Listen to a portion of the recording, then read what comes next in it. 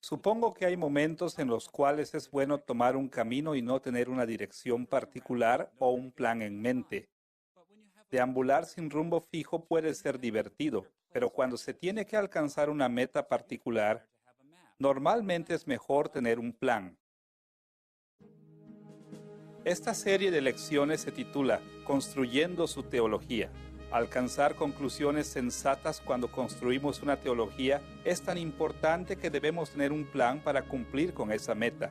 Investigaremos algunas de las direcciones básicas y esenciales que debemos seguir para desarrollar una teología cristiana responsable.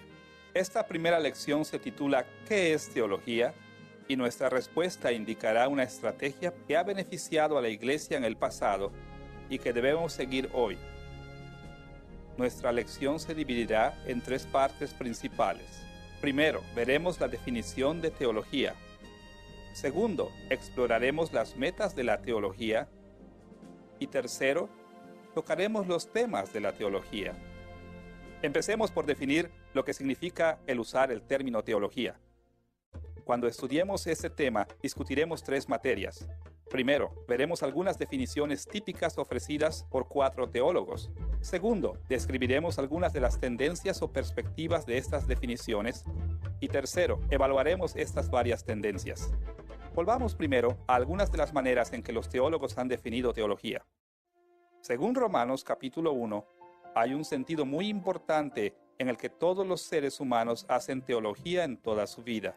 Hasta los incrédulos se confrontan con una revelación general que los lleva a reflexionar acerca de Dios y sus requisitos justos en una manera u otra. Y los creyentes, sin importar qué profesión tengan, invierten mucho tiempo en pensamientos de Dios. Aún así, queremos enfocar en la teología como una tarea más formal, una tarea ejecutada por personas que hacen un esfuerzo concertado y bien informado en una disciplina particular de estudio. Hay maneras innumerables en las cuales cristianos y no cristianos han definido la disciplina formal de la teología. Limitaremos nuestro enfoque a 4 teólogos cristianos muy respetados que nos han proporcionado orientaciones útiles. Consideremos las definiciones en las escrituras de Santo Tomás de Aquino, Charles Hodge, William Ames y el teólogo contemporáneo John Frame. Primero, Tomás de Aquino representa una definición muy tradicional de la teología. Su perspectiva provino de las prácticas de teólogos que vinieron antes de él y continúan influenciando muchas ramas de la Iglesia hoy. En el libro primero, capítulo 1, sección 7 de su conocido Suma Teológica, Aquino llamó a la teología doctrina sagrada y la definió de esta manera: una ciencia unificada en la que se tratan todas las cosas bajo el aspecto de Dios, porque son Dios mismo o porque se refieren a Dios. Esta definición normalmente se siente bastante cómoda para estudiantes de teología y tiene mucho sentido para la mayor parte de nosotros. Tiene 2 dimensiones importantes que merecen nuestra atención especial. Primero, Aquino definió la teología como una ciencia. Ahora, no quiso decir ciencia en el sentido moderno del término, sino ciencia en el sentido más amplio de un interés intelectual o erudicial. En este sentido, la teología es una tarea académica con una meta bastante específica.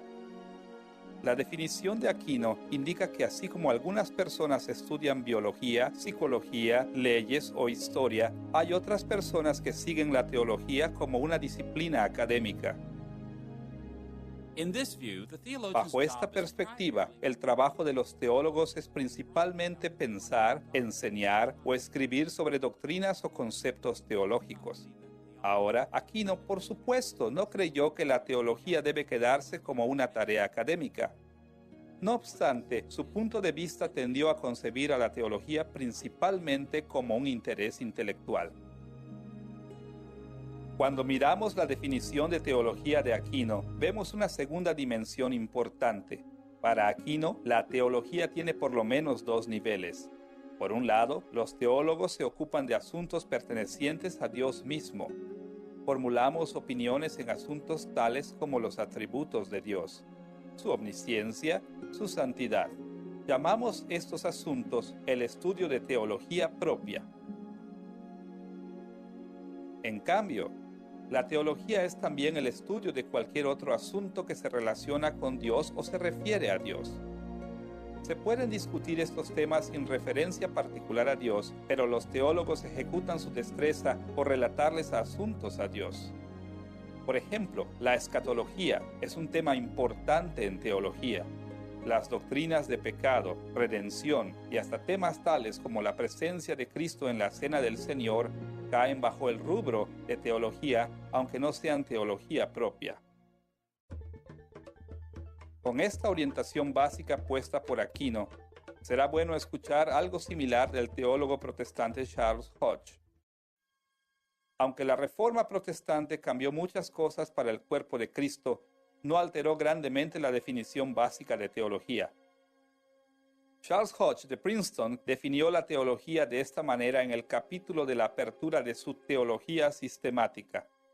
La teología es la ciencia de los hechos de revelación divina hasta ahora, como esos hechos conciernen a la naturaleza de Dios y nuestra relación con Él.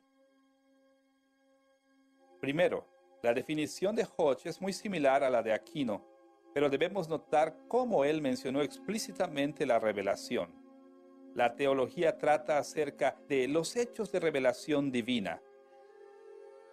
Ahora, por supuesto, Aquino también buscó depender de la revelación de Dios, pero la definición de Hodge revela una preocupación típicamente protestante, a saber, un énfasis en la importancia de la revelación de Dios, sobre todo la Biblia. Segundo, también es importante darse cuenta de que Hodge describió la teología como una ciencia. Él la vio principalmente como una disciplina académica. Hodge realmente usó los métodos de las ciencias naturales en su día como un modelo que los teólogos deben seguir. Escuchemos la manera en que lo puso en la página inicial de su Teología Sistemática. La Biblia no es más un sistema de teología, así como la naturaleza es un sistema de química o de mecánica. Encontramos en la naturaleza de los hechos que el químico o el filósofo mecánico tienen que examinar para determinar las leyes por las cuales se determinan. Así que la Biblia contiene la verdad que el teólogo tiene que coleccionar, autenticar, organizar y exhibir en su relación entre el uno y el otro. Para Hodge, el trabajo del teólogo era usar la Biblia como datos e investigar, probar y organizar esos datos, tal como un científico del siglo XIX lo hacía en otros campos. Como Aquino, Hodge tendía a dejar la aplicación en las manos de ministros y pastores, limitando el trabajo real de la teología formal grandemente a académicos y sus estudiantes. En tercer lugar, vemos que Hodge también exigió que había dos temas principales en teología. Al hacer teología, nos ocupamos principalmente con la naturaleza de Dios y nuestra relación a Él. Esta división de teología es similar a la definición de Aquino, distinguiendo entre la teología propiamente y la teología en general. Habiendo visto las definiciones de teología de Aquino y Hodge, será útil mirar una tercera definición. William Ames, el influyente puritano, habló de la teología en una manera un poco diferente. En la sección de la apertura de su libro, La médula de la teología, dijo que el corazón de la teología es la doctrina o enseñanza de vivir a Dios. La perspectiva de Ames acerca de la teología difiere de lo que ya hemos visto en por lo menos dos maneras. Primero, su definición no usa la palabra ciencia. Ames sí dijo que teología es doctrina o enseñanza. Teología es una persecución intelectual de ideas y enseñanza, pero le quitó énfasis a la asociación estrecha de teología con otras disciplinas académicas sugeridas en el vocabulario de Aquino y Hodge. Segundo, notemos lo que especificó como su tema de estudio: vivir para Dios.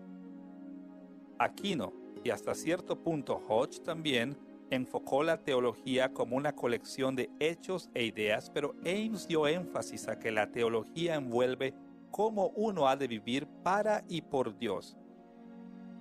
En lugar de limitar la teología principalmente a una consecución intelectual de hechos, Ames miró con una orientación experiencial hacia un ámbito más amplio de la vida de los creyentes. Para él, se hace teología, la médula de la teología, cuando esta perspectiva más amplia está en enfoque. El teólogo contemporáneo John Frame queda en línea con la perspectiva de Ames.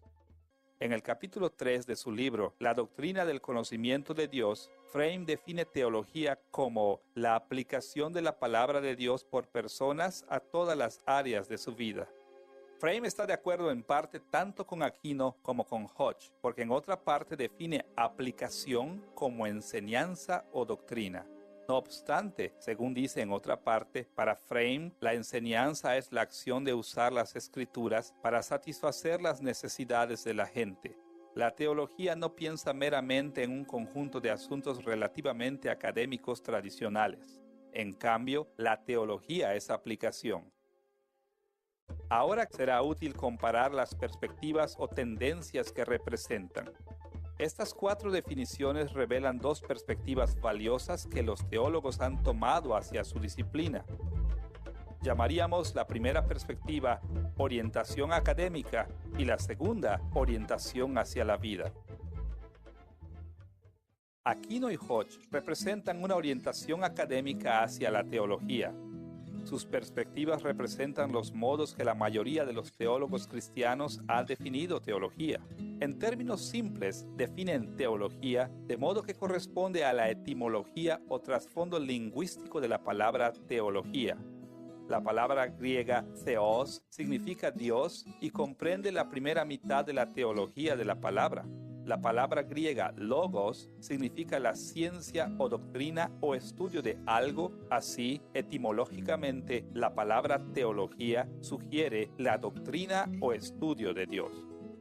Ahora, hay apenas un teólogo evangélico sincero que diría que el meramente estudiar a Dios debe ser un fin en sí mismo. La mayoría de los creyentes entienden que la teología se supone debe aplicarse a sus vidas de una manera u otra. Pero la aplicación se ve a menudo no como esencial a la teología formal, sino como un segundo paso, a veces llamado teología práctica, algo en lo que nos involucramos como una empresa secundaria después de que hemos establecido asuntos eruditos, académicos en teología formal.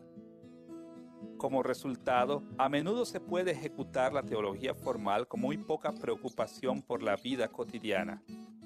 Queda un área en la que solo las personas dotadas académicamente pueden envolverse a cualquier grado significativo. Por otro lado, Ames y Frame representan una perspectiva minoritaria importante, una orientación de teología hacia la vida. Han habido siempre algunos teólogos que han visto a la teología como indisolublemente atada al ámbito más amplio de vivir como un creyente, pero en el pasado, relativamente pocos de los teólogos principales han sostenido esta perspectiva. En años recientes, más teólogos han empezado a rechazar el concepto de que la teología se debe ocupar simplemente de asuntos intelectuales. Han visto a la teología formal como una disciplina que está profunda y esencialmente interesada con vivir por Cristo. Hay muchas razones por las cuales esta perspectiva de la minoría ha disfrutado de más defensores en décadas recientes. Pero también debemos estar conscientes que algo de este acuerdo general creciente deriva de tendencias en la cultura occidental contemporánea que ha llamado debidamente al cuestionamiento de la capacidad de los expertos en mantener la objetividad sin importar su campo de especialización. Se nos recuerda constantemente en estos días cómo sus vidas influyen profundamente en sus investigaciones académicas. Por ejemplo, científicos y profesionales médicos ahora se ven como personas ordinarias. Regularmente pedimos sus opiniones en maneras que habrían sido inimaginables solo hace pocas décadas. Y muy en la misma manera, la Iglesia ahora reconoce más claramente que no importa cuán inteligentes sean los teólogos, son humanos. Por más que aleguen ser observadores objetivos de los hechos, sus puntos de vista se afectan profundamente por sus experiencias vivenciales. Como resultado, muchos acercamientos completamente académicos a la teología se valoran menos hoy y se ve mucho la necesidad de aplicación más claramente que antes. Con los contornos de teología académica y vivencial en mente, debemos dar un paso hacia atrás y hacer algunas evaluaciones preliminares. ¿Cuáles son los aspectos positivos y negativos de una orientación académica y una orientación hacia la vida en la teología formal seria? En primer lugar, la mayor fortaleza del acercamiento académico es ese que capitaliza en uno de los dones corteses de Dios a la humanidad, nuestras habilidades racionales. Dios les ha dado capacidades intelectuales a los seres humanos y espera que los teólogos ejerciten esas habilidades en la búsqueda de la verdad. En todas las escrituras exaltan a los hombres sabios por sus habilidades intelectuales cuando las usan en el temor de Dios. Ponderar cuidadosamente la naturaleza de la verdad y formular creencias a partir de esas inquisiciones racionales es una parte esencial de lo que significa ser sabio. Escucha la descripción de Salomón en el primer libro de los Reyes 4, 29 y 31. Y Dios dio a Salomón sabiduría y prudencia muy grande y anchura de corazón como la arena que está a la orilla del mar. Aún fue más sabio que todos los hombres y fue conocido entre todas las naciones de alrededor. La literatura de sabiduría de la Biblia nos alienta explícitamente a desarrollar y usar nuestras habilidades de razonamiento. De hecho, el apóstol Pedro alabó a Pablo al reconocer que su teología era intelectualmente sofisticada. Según lo dijo en 2 de Pedro capítulo 3, versículos 15 y 16, nuestro amado hermano Pablo, según la sabiduría que le ha sido dada, en todas sus epístolas hablando en ellas de estas cosas, entre las cuales hay algunas difíciles de entender.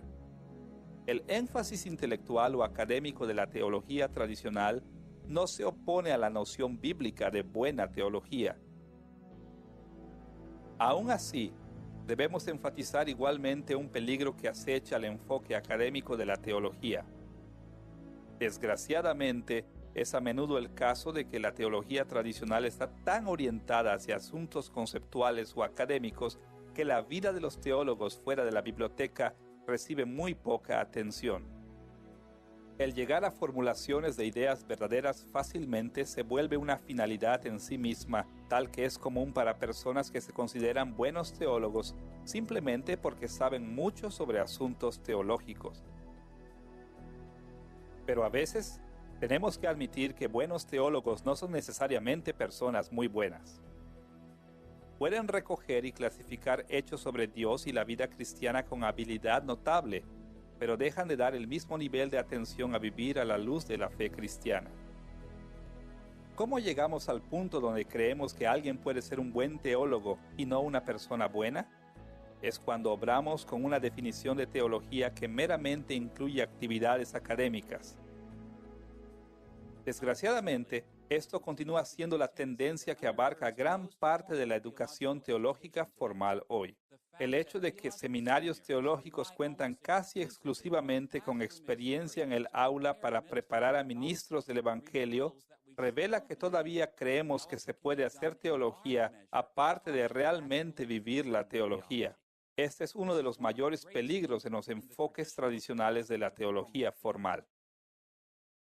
Debemos darnos cuenta también de que hay ventajas y desventajas con la teología orientada hacia la vida. ¿Cómo debemos evaluar el acuerdo general creciente de que la teología debe conectarse más directamente con la vida fuera del estudio? En primer lugar, la máxima fortaleza de este enfoque a la teología es que nos alienta a observar algunos valores bíblicos importantes. Todos nosotros conocemos pasajes tales como Santiago 1, versículo 22. Pero sed hacedores de la palabra y no tan solamente oidores, engañándoos a vosotros mismos. La hipocresía intelectual de muchos teólogos es absolutamente descontada por estas palabras de las Escrituras. ¿No es esto lo que Pablo quiso decir cuando les dijo a los corintios en 1 Corintios 8:1? El conocimiento envanece, pero el amor edifica. Y de nuevo en 1 Corintios 13, versículo 2, y si tuviese profecía y entendiese todos los misterios y toda ciencia, y no tengo amor, nada soy. Verdaderamente no cumplimos normas bíblicas si nosotros solo nos concentramos en aprendizaje sobre teología en una manera objetiva, conceptual. Más bien, la teología que endosa los valores de las Escrituras será teología que encarna lo que creemos. Al mismo tiempo, la orientación de la teología hacia la vida también presenta un peligro serio. corre el riesgo serio del antiintelectualismo, porque muchos evangélicos hoy desconfían grasamente del lado intelectual de la teología, se vuelve contra el estudio cuidadoso de la doctrina teológica. Realmente ven la teología formal como dañina al vivir cristiano. Todos hemos oído a personas sinceras hablar de esta manera. No pienso que debemos entrar en doctrina. Eso solo sacaría nuestras mentes de Cristo. No necesito estudiar teología para ser un oficial en la iglesia. Todo lo que se requiere es la guía del Espíritu. Y lo que yo mismo oí recientemente, la cristiandad intelectual es cristiandad muerta. Estos creyentes bien intencionados tienen un hastío obvio por la teología tradicional académicamente orientada. En lugar de edificar sus vidas cuidadosa y rigurosamente hasta la teología bien concebida, a esos creyentes les gusta a menudo descansar absolutamente en sus intuiciones espirituales sin examinarlas cuidadosamente. Seguirían simplemente la primacía de un jefe poderoso o carismático, o sustituirían experiencias espirituales extraordinarias por teología tradicional académica. Cualquiera que sea el caso, todos nosotros debemos resistirnos al peligro serio del antiintelectualismo en la Iglesia, porque nos llevará inevitablemente a enseñanzas falsas y conceptos erróneos de la fe cristiana que tendrán ramificaciones terribles en las vidas de muchos creyentes. Pablo reconoció este peligro en 2 de Timoteo capítulo 2, versículo 15. Procura con diligencia presentarte a Dios aprobado, como obrero que no tiene de qué avergonzarse, que usa bien la palabra de verdad. Cada uno de nosotros debe mirar cuidadosamente a la manera en que definimos teología. Algunos de nosotros naturalmente tendemos hacia un punto de vista académico de la teología. Otros de nosotros tendemos hacia una orientación hacia la vida al abandonar asuntos intelectuales. Para evitar estos extremos, debemos reconocer que hay peligros y valores en ambas perspectivas. El camino de sabiduría está en abrazar ambas perspectivas al mismo tiempo. Tras haber explorado algunos de los modos en que los teólogos definen teología, estamos listos para explorar un segundo asunto, las metas de la teología. ¿Cuáles deben ser las metas que vienen al primer plano cuando hacemos teología? Para contestar estas preguntas veremos tres temas. Primero, identificaremos las tres metas primarias de la teología. Segundo, exploraremos la interdependencia de estas tres metas. Y tercero, exploraremos las prioridades que se deben dar a estas tres metas. Comencemos por describir las metas de la teología. Hay tantas maneras de describir los objetivos de la teología que es imposible enlistarlos todos. En los términos más generales, en el vocabulario del Catecismo de Westminster abreviado, pregunta 1. La teología es una de las maneras en que glorificamos a Dios y lo disfrutamos para siempre. Es posible ser aún más preciso que esto. Los teólogos deben tener modos particulares de tratar de honrar y disfrutar a Dios en este esfuerzo. En muchos aspectos, las diferencias entre las definiciones de teología que ya hemos explorado proporcionan un punto de partida para distinguir varias metas de la teología. Por un lado, definir teología formal principalmente como una ciencia, como un campo académico de conocimiento, indica que esa meta es intelectual o conceptual, a saber, doctrinas del desarrollo que enfocan en asuntos intelectuales.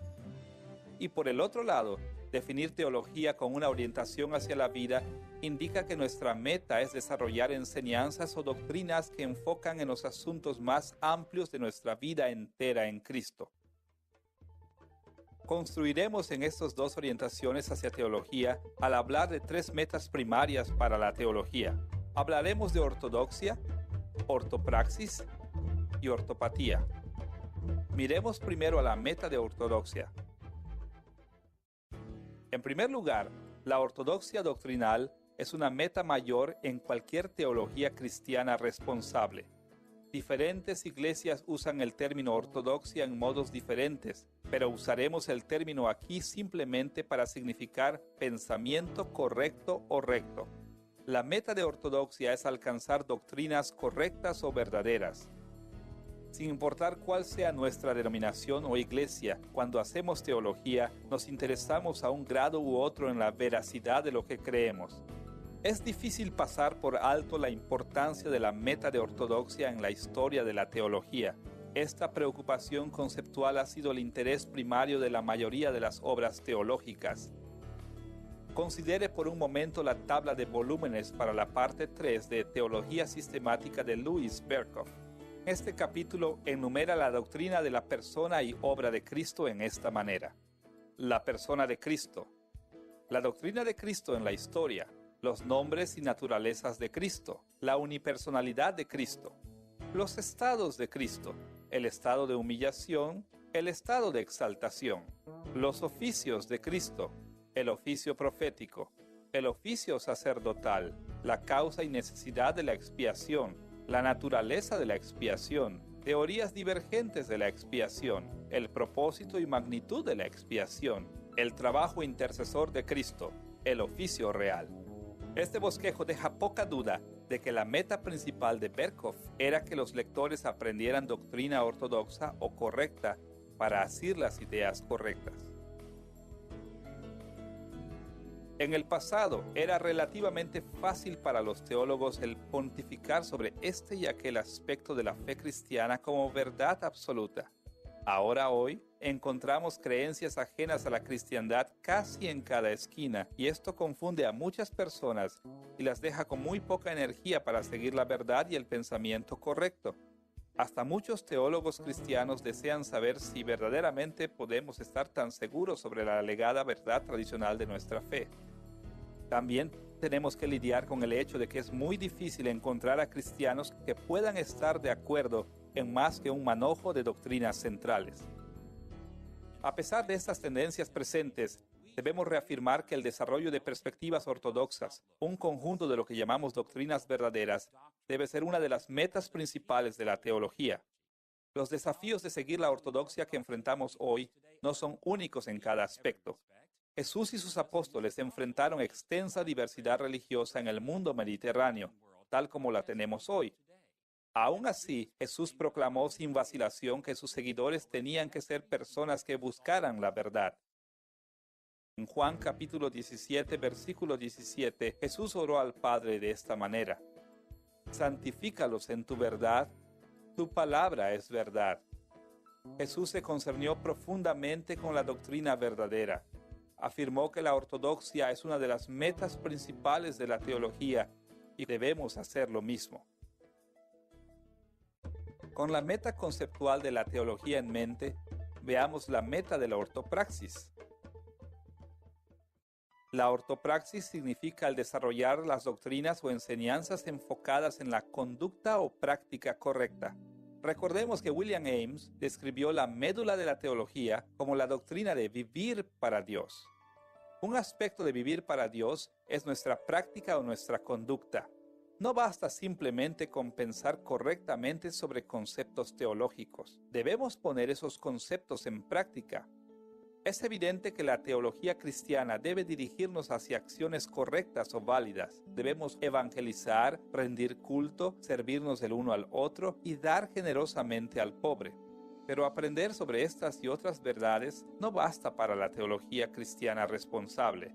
Se deben traducir estas verdades en acciones apropiadas. Lamentablemente, los evangélicos enfrentan varios desafíos grandes al mantener su interés en la meta teológica de la ortopraxis. Primero, personas fuera de la iglesia nos bombardean constantemente con la mentira de que no hay moral absoluta. Así que muchos de nosotros nos cansamos de defendernos contra la marea de nuestras culturas por insistir que hay maneras buenas y malas de comportarse.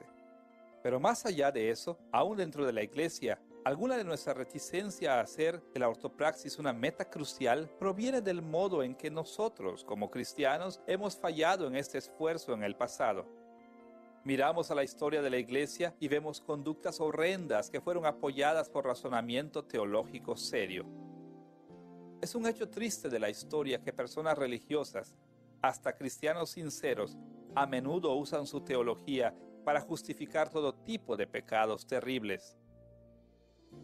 Pero a pesar de esas dificultades serias, la ortopraxis todavía es crítica porque nuestra conducta todavía importa a Dios. Nuestras obras buenas y malas todavía afectan nuestra recompensa eterna. Las cosas buenas que hacemos son también los medios de Dios para ministrar a nuestros correligionarios cristianos, y nosotros todavía podemos presentar un testimonio poderoso de Cristo al mundo de los no creyentes con una conducta apropiada. Por esta y otras razones, la ortopraxis todavía tiene que ser una meta esencial de la teología. No debemos reducir la vida cristiana a meras acciones. Aún así, la teología no se debe interesar meramente con exactitud conceptual, sino con enseñanza de los tipos de acciones que debemos tener también. En Santiago 2:19 escribió estas palabras: «Tú crees que Dios es uno, bien haces. También los demonios creen y tiemblan». En por lo menos un aspecto, hasta el diablo es ortodoxo. Pero, ¿de qué sirve la ortodoxia al diablo?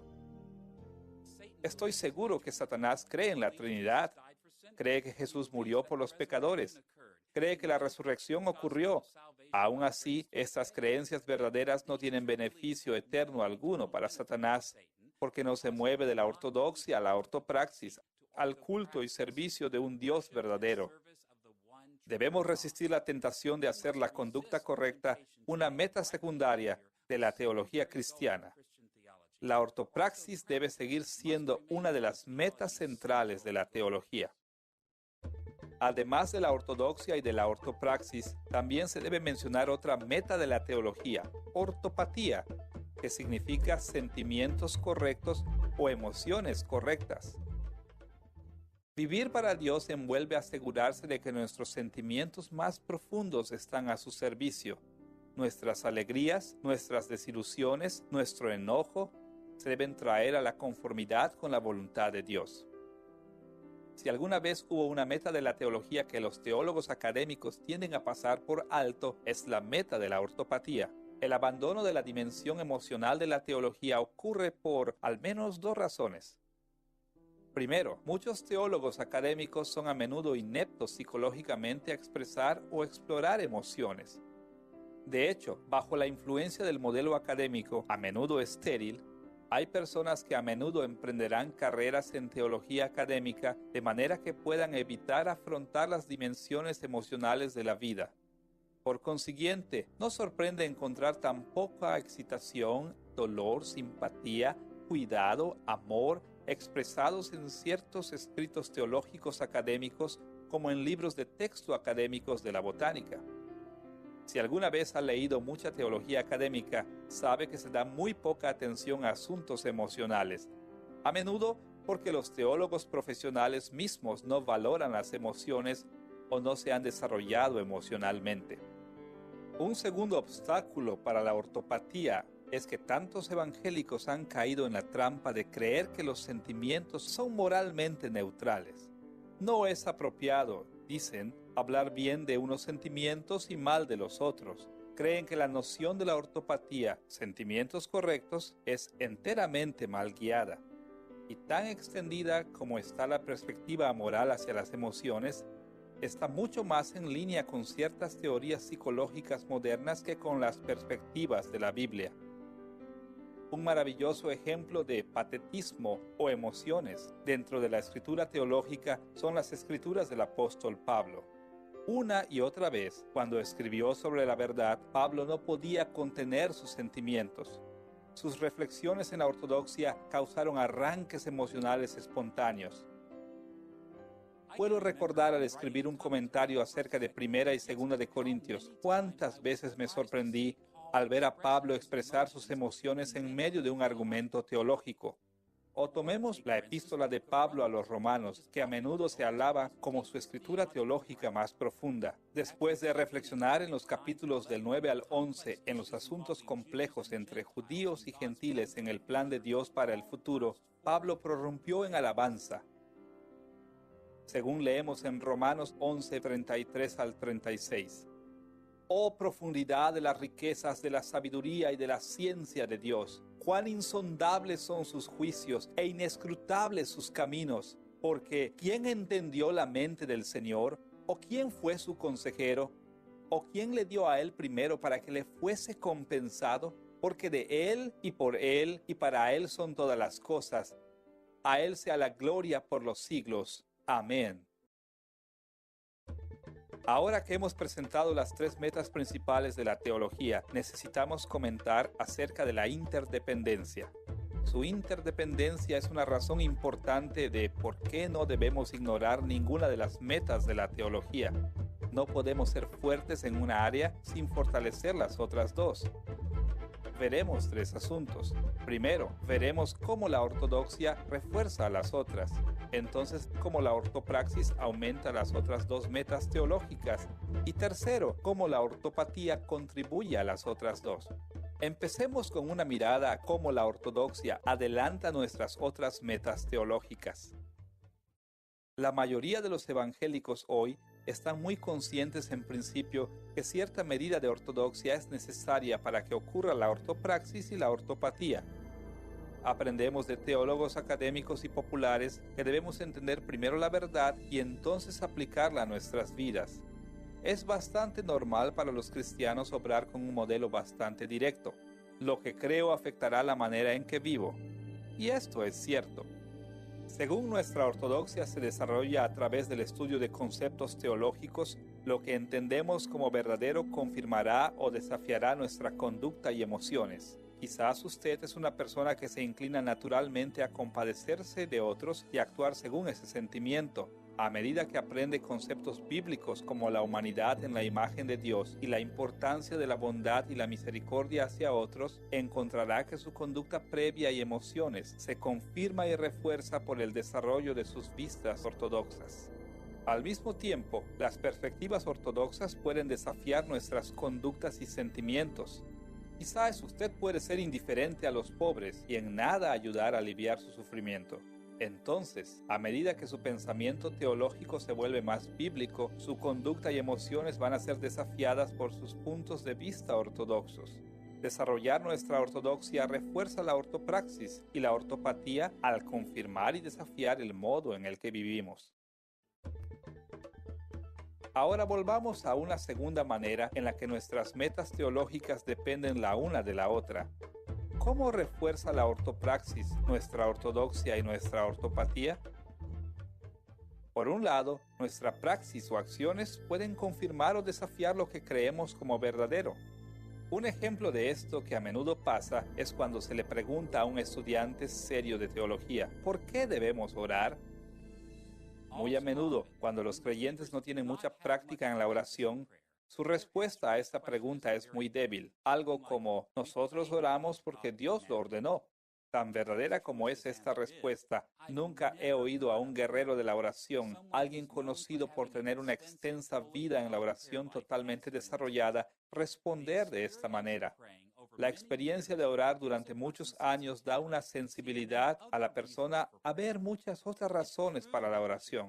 La falta de experiencia en la oración a menudo nos impide el ver otras numerosas motivaciones bíblicas para la oración.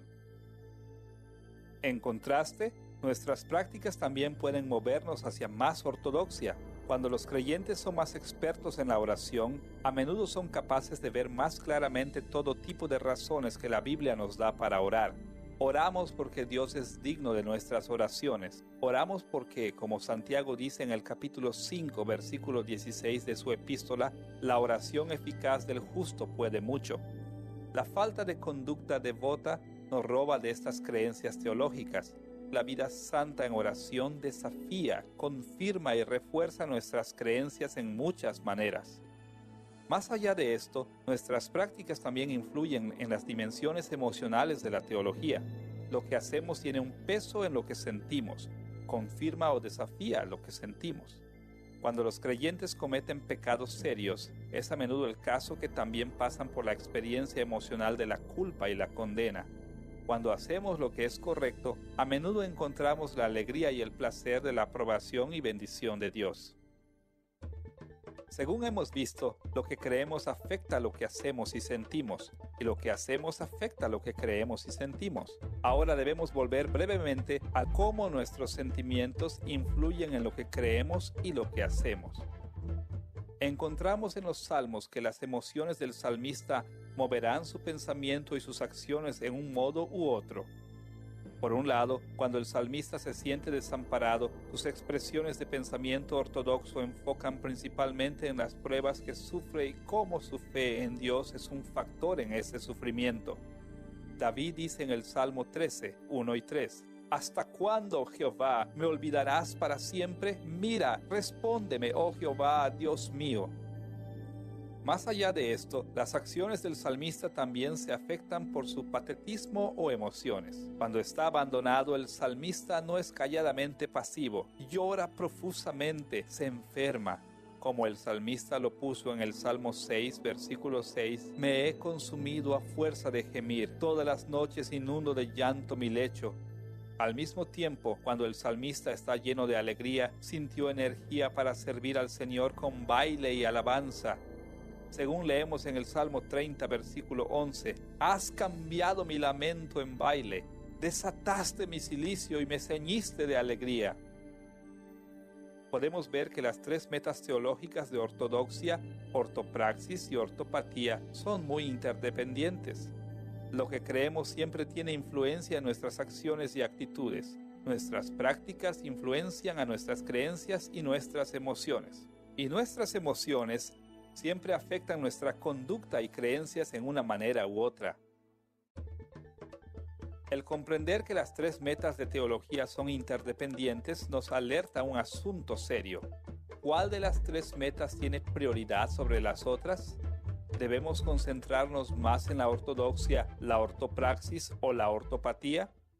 Muchos evangélicos tienen una respuesta directa a esta pregunta. Están convencidos de que el plan de Dios es que nosotros nos concentremos primero en corregir nuestras creencias de manera que cambien nuestras acciones y nuestras acciones cambien entonces nuestras emociones. Se presenta este modelo de prioridades de esta manera. Piense correctamente, actúe correctamente, entonces sentirá correctamente. Ahora, por supuesto, no debe haber duda alguna de que esta estrategia es perfectamente legítima. No hay nada de malo en ella de por sí, pero el problema surge cuando seguimos estas prioridades todo el tiempo. Se abandona el trabajar en nuestra teología de acción y el patetismo o emociones, o a lo mejor lo consideramos secundario. Es útil pensar en las metas de teología en la misma manera que pensamos en los sistemas vitales del cuerpo humano.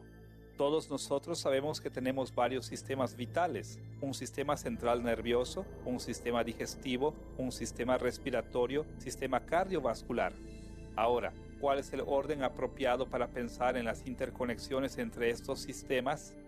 Pensaríamos en cómo el sistema nervioso afecta al sistema digestivo, pero pensaríamos también cómo el sistema digestivo afecta al sistema nervioso. Hay muchas maneras legítimas y útiles de trabajar con estas interconexiones. Pues, lo que hemos visto sobre la interdependencia de las tres metas de teología indica que escoger constantemente una estrategia o un enfoque es menos que adecuado. Nuestras creencias, nuestras acciones y nuestros sentimientos forman redes de reciprocidades múltiples. En lugar de simplemente ser lineales en sus relaciones, son multilineales o recíprocas, al punto que no siempre podemos asignar una prioridad. Es cierto que debemos pensar debidamente, de manera que podamos hacer lo debido y entonces sentir lo debido. Pero a veces también debemos hacer las cosas correctas, de manera que podamos pensar de la manera correcta y sentir de la manera correcta. Incluso debemos sentir de la manera correcta, de manera que podamos pensar correctamente. ¿Cómo entonces debemos decidir lo que debemos de hacer? ¿Cómo decidimos si enfatizar el pensamiento correcto, las obras correctas o el patetismo correcto? Debemos desarrollar la sabiduría, dar prioridad y énfasis a las metas de teología que se requieren en cualquier situación dada. Porque la vida cambia siempre, el equilibrio puede ser nada más que una sincronía momentánea. La vida es como la cubierta de una nave meciéndose en la marea. A veces se inclina de una manera y otras veces se inclina de otra manera. Para mantener nuestro equilibrio sobre un suelo tambaleante, tenemos que aprender cómo inclinarnos de una manera y luego de otra, dependiendo de qué ocurre bajo nuestros pies. No hay una sola manera prescrita de emprender cada tarea teológica. Cada vez que buscamos cumplir las metas de teología, tenemos que preguntarnos, ¿qué se requiere? ¿Qué es lo que nosotros y los que están alrededor de nosotros necesitamos más en este momento? Entonces, establecemos la orientación apropiada en ese momento. Los creyentes que no saben cambiar sus prioridades pueden sufrir mucho daño. Cuando constantemente damos énfasis a la ortodoxia, fácilmente tropezamos con el intelectualismo. Cuando constantemente damos énfasis a la práctica, fácilmente nos movemos al legalismo.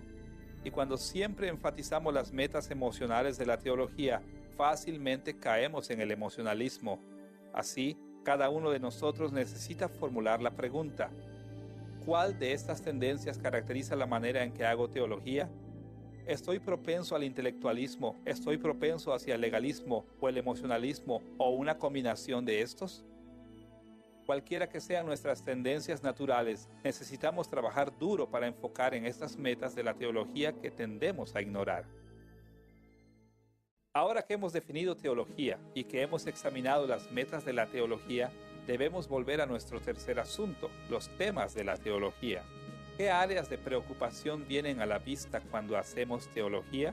¿Bajo qué títulos debemos buscar la ortodoxia, la ortopraxis y la ortopatía? El número y complejidad de los temas teológicos puede agobiarnos. En estas lecciones tendremos que reducir nuestro enfoque en la teología a solo unos temas. Para entender los asuntos que nos interesarán, tenemos que enfocarnos en dos temas.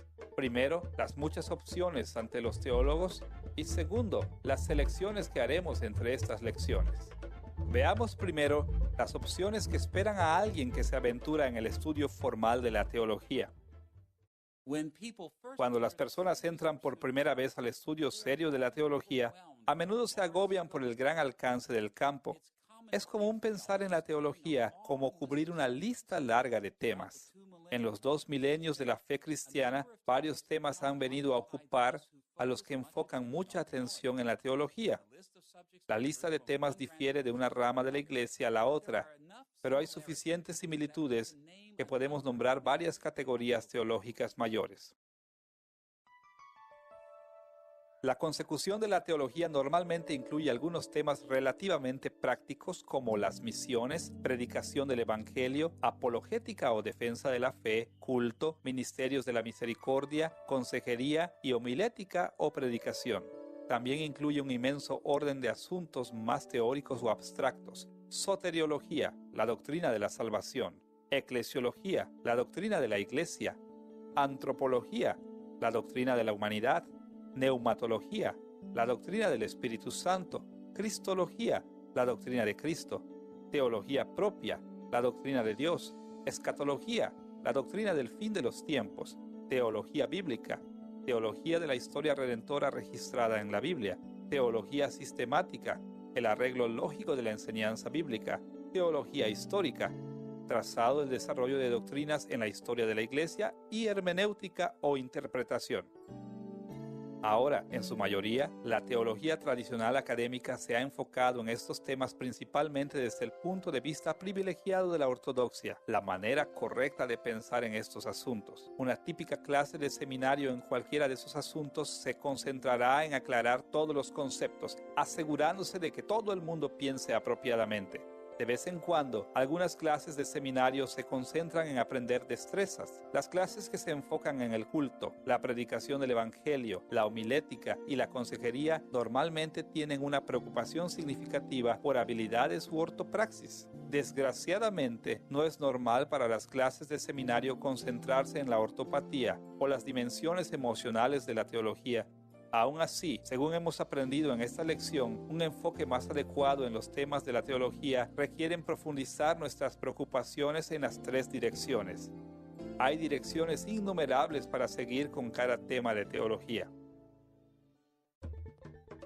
La larga lista de opciones que enfrentamos cuando se hace teología nos lleva a la necesidad de la selectividad. Hay un peligro grave que los estudiantes nuevos de teología enfrentan a menudo. El campo es tan grande que muchos estudiantes pueden hacer poco más que aprender los datos crudos de estos temas. Como resultado, los estudiantes a menudo se enfocan casi exclusivamente en la ortodoxia porque hay poco tiempo para explorar otras dimensiones. En estas lecciones, Vamos a evitar agobiarnos por el inmenso orden de temas teológicos, reuniendo nuestros pensamientos alrededor de un número limitado de temas. Nos concentraremos en los aspectos de la teología que llamaremos preocupaciones teológicas pastorales. Lo que queremos decir con esto es este conjunto de creencias prácticas y patetismo o emociones que son más directamente beneficiosos para pastores y líderes de la iglesia. Nos formularemos este tipo de preguntas. ¿Qué necesitan saber las personas que se entrenan para la dirección de la iglesia? ¿Qué necesitan hacer y qué necesitan sentir teológicamente? ¿Cómo necesitan emprender el estudio de la teología? No tenemos que inventar respuestas a estas preguntas. La iglesia ya ha apuntado en varias direcciones importantes. Según la educación teológica en la iglesia se ha desarrollado a través de los siglos, un consenso ha crecido entre una variedad de denominaciones en todo el mundo en los tipos de temas que necesitan cubrirse en la educación de los líderes de la iglesia. Como resultado, un plan típico de estudios en el seminario parece algo así. Se separa en 3 divisiones mayores: la división bíblica, la división histórica y doctrinal y la división práctica. Estas 3 divisiones representan maneras mayores en que el Espíritu Santo ha llevado a la iglesia a desarrollar educación teológica para los líderes de la iglesia. La división bíblica normalmente se divide en estudios del Antiguo Testamento y estudios del Nuevo Testamento. Estas áreas curriculares se enfocan en el contenido de las Escrituras y expone a los futuros líderes de la iglesia a la interpretación responsable de la Biblia. La división doctrinal e histórica a menudo se divide en historia de la iglesia y teología sistemática. La historia de la iglesia se enfoca en cómo Dios ha desarrollado la teología en la iglesia, como el cuerpo de Cristo ha luchado contra el mundo. La teología sistemática expone a estudiantes a los modos en que la iglesia ha organizado la enseñanza de la Biblia en arreglos lógicos o sistemáticos. La división práctica llama la atención al desarrollo personal espiritual y las destrezas prácticas del ministerio de los estudiantes. Cuando progresemos a través de esta serie de lecciones, reconoceremos la importancia de los contornos de estas divisiones teológicas. En lugar de forjar nuestra propia nueva manera, nosotros simplemente intentaremos organizar y aclarar dimensiones diferentes de lo que el Espíritu Santo ya ha enseñado a hacer a la iglesia. Nos ocuparemos de 3 temas principales en lecciones futuras. El campo de los estudios bíblicos corresponderá básicamente a lo que llamaremos la exégesis de las Escrituras. En estas lecciones, la división de estudios históricos y doctrinales corresponderá a lo que llamaremos interacción en comunidad, y la división de teología práctica corresponderá libremente a nuestra categoría de vida cristiana. Miraremos los modos en que cada una de estas áreas de la teología funciona, en lugar de caer en la trampa del intelectualismo en nuestro plan de estudios teológicos. Recordaremos constantemente que cada división del plan de estudios teológicos trae consigo dimensiones conceptuales, conductuales y emocionales que se deben explorar. Cuando estudiamos la exégesis de las Escrituras, necesitamos aprender cómo se ocupa en conceptos, práctica y patetismo o emociones. Cuando estudiamos cómo la iglesia actúa recíprocamente como una comunidad, necesitaremos recordar la importancia de conceptos, práctica y patetismo. Y cuando consideramos la vida cristiana, no solo enfocaremos en la ortodoxia, sino también en la ortopraxis y la ortopatía. Los 3 temas de exégesis de las Escrituras, interacción en comunidad y la vida cristiana serán los temas centrales de nuestra introducción a la teología. En esta lección hemos explorado la pregunta más básica que podemos formularnos en teología. ¿Qué es teología? Hemos tocado 3 aspectos de esta pregunta: la definición de teología, las metas de la teología y los temas de la teología. Cuando continuemos con las lecciones siguientes, los conceptos presentados en esta lección aparecerán una y otra vez. Nos equiparemos bien para seguir la teología en maneras que le ofrecerán servicio significativo a Cristo y a su iglesia.